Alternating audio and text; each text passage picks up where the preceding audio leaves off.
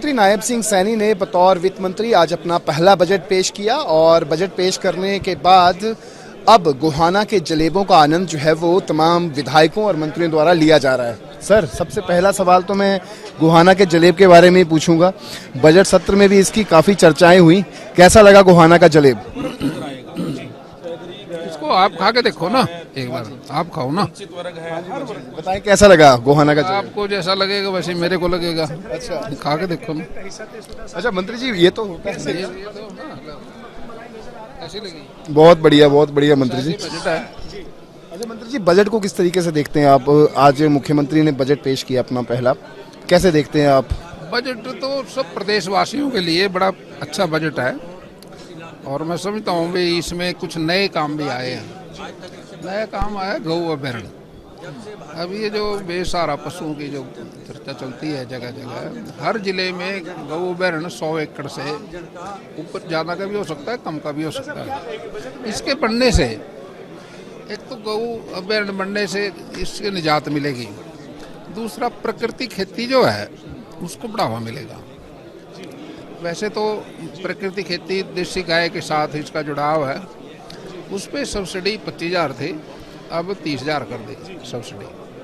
और 30,000 सब्सिडी करने के साथ साथ ये जो सुविधा है ये पहले 2 एकड़ वाले को मिलती थी, अब इसको 1 एकड़ वाले को भी इसमें जोड़ दिया, इसका विस्तार कर दिया। इससे हर जो भी 1 एकड़ वाला खेती करने वाला है वो प्रकृति खेती करेगा और उसको खर्चा कम हो जाएगा, उसका आमदन बढ़ेगी, उससे सेहत भी ठीक रहेगी, उसका अनाज भी महंगा बिकेगा, उसकी सब्जी भी महंगी बिकेगी, उसको लाभ होगा, उसकी आमदन कई गुना हो जाएगी।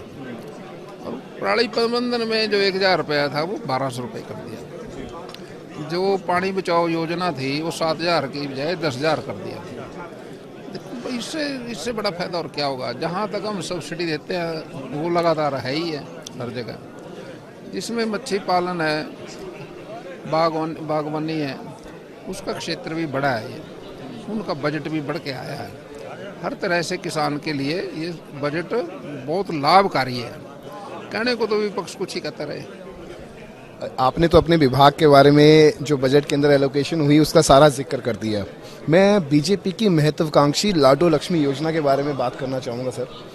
उसको लेकर विपक्ष, खास तौर पर कांग्रेस के वरिष्ठ नेता भूपेंद्र सिंह हुड्डा कहते हैं कि आंकड़ों का खेल जो है वो बजट के अंदर खेला गया। बहुत सारी परियोजनाएं लागू करने की बातें कही गई, लेकिन धरातल पर कोई भी इम्प्लीमेंट होती हुई दिखाई नहीं थी। लाडो लक्ष्मी योजना के बारे में, क्राइटेरिया के बारे में पूछा गया तो क्राइटेरिया के बारे में भी नहीं बताया गया कि आखिरकार क्राइटेरिया क्या रहेगा, किसके तहत ये 2100 रुपये प्रतिमाह दिए जाएंगे। देखिए, क्राइटेरिया भी निश्चित होता है वैसे हर चीज़ का। कोई भी चीज़, देश भी उसकी बाउंड्री है, उसकी पॉपुलेशन भी है। इसी तरह से कोई भी योजना होगी उसका कहीं ना कहीं कुछ ना कुछ फिक्स होता है ना। परिवार है आपका, परिवार में मेन महिला है जो है, देखिए उसको तो मिलना ही चाहिए। ये है ना, कोई ऐसी बात नहीं है, मिलेगा सबको मिलेगा, सबको मतलब परिवारों को सबको मिलेगा।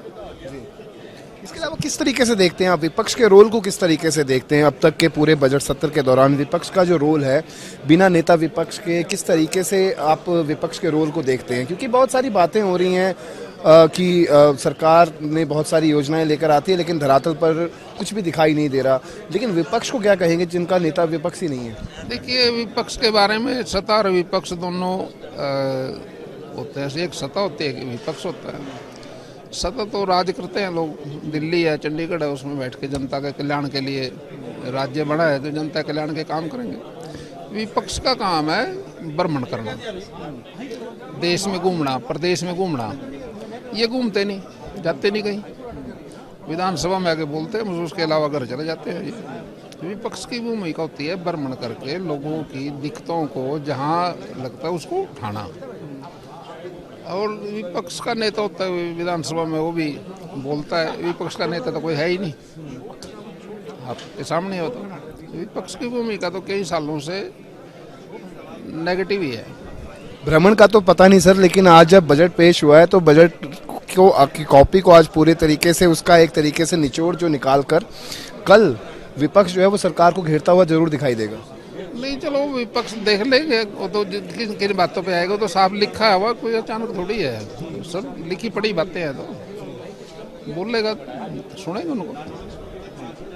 बहुत बहुत शुक्रिया। तो ये थे हमारे साथ कृषि मंत्री शाम सिंह राणा, जिनका सीधे तौर पे कहना है कि हर वर्ग के हित को ध्यान में रखते हुए बहुत अच्छा बजट जो है वो पेश किया गया है। खास तौर पर कृषि और किसानों के लिए इस बजट में काफ़ी कुछ चीज़ें हैं जिनसे उनको अच्छा खासा लाभ जो है वो मिलेगा। चंडीगढ़ से कैमरा पर्सन रिंकू मेहरा के